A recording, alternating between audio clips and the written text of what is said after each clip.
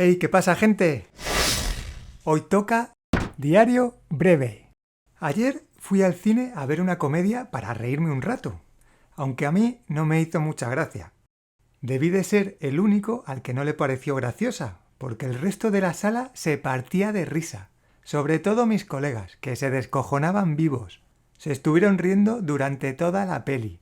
Luego nos entró el hambre, y Laura propuso ir a cenar a un restaurante italiano súper caro. Sin embargo, la mayoría de nosotros estábamos sin Blanca.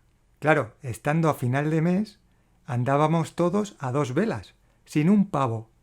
Así que decidimos que lo más italiano que nos podíamos permitir eran unas pizzas congeladas de mi nevera.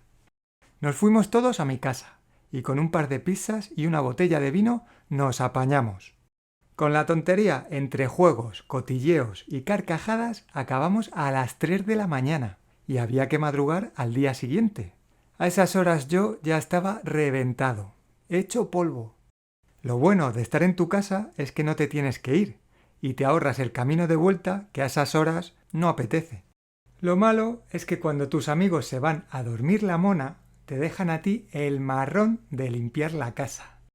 En resumen, lo que por un lado te ahorras, por otro lo pagas.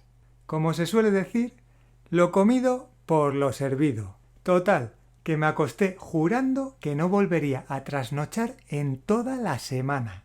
Hoy solo he dormido 3 horas y ya me han llamado mis colegas para preguntarme si repetíamos.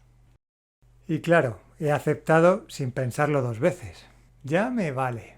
En fin, ya dormiré otro día, ¿no?